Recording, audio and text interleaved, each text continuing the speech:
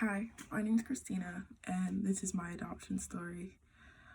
I don't have a typical story of someone that comes from a suburban middle-class family. Instead, my story is me starting over after falling into the pit and being lifted out.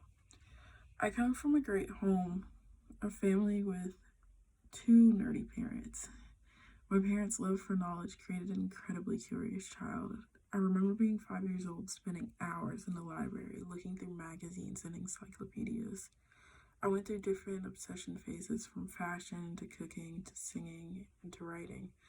I can honestly say I had a decent childhood, but unfortunately, no matter how great your parents are, how much they truly try to protect you, there will always be inevitable evil in this world that impacts everyone in it. Throughout elementary school, I was sexually abused by my friend's father, which created a downward spiral of my emotional health and self-perception. I secretly carried that abuse for about 16 years. I fell into bad habits to mask the pain of being abused. I tried everything from academic accomplishments to drugs to alcohol, but nothing really seemed to work. I became pregnant at 16. Becoming pregnant at 16 is not something anyone wants for their life. The summer after year of high school, I started dating a guy several years older than me. I was 16 at the time, as I said, and I met this guy at a party that I had no business being at in the first place. I was attracted to what he could get me: alcohol, money, and attention. As the time went on, he wanted more and more from me. First, it was my time, and I started spending all my free time with him, and then it was my money, and eventually my body. I never was really a fan of physical touch because of the trauma of my childhood, but I really thought I was in love with him, so I gave in. And then, the first day of my junior year of high school, I found out I was pregnant. I started experiencing morning sickness every day, and eventually my parents knew something was up. Once they found out I was pregnant, all the secrets came out, and I was sent to get help at a girls' home called Mercy Multiplied.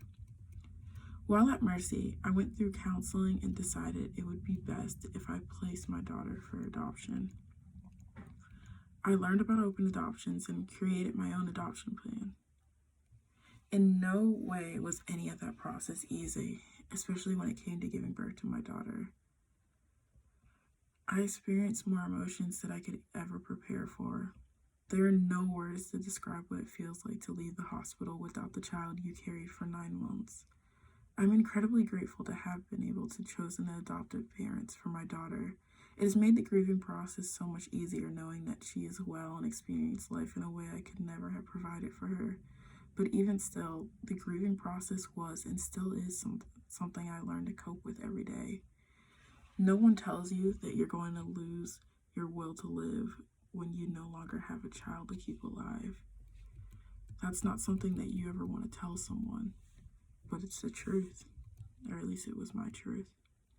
No one tells you that each birthday, Mother's Day, and milestone you miss is going to be a constant reminder that your child is being raised by someone else. But even with all that pain, I don't regret my choice for adoption.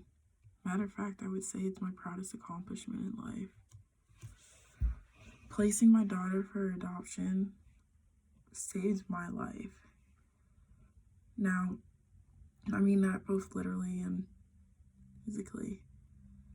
Although it was the most painful thing I've ever experienced in life, having to essentially give my child away, it gave me time to think about the fact that I needed to change some things in my life. So, if it wasn't for having my daughter, I may not have been here today. And that's why I truly can say adoption is one of the greatest things on this planet.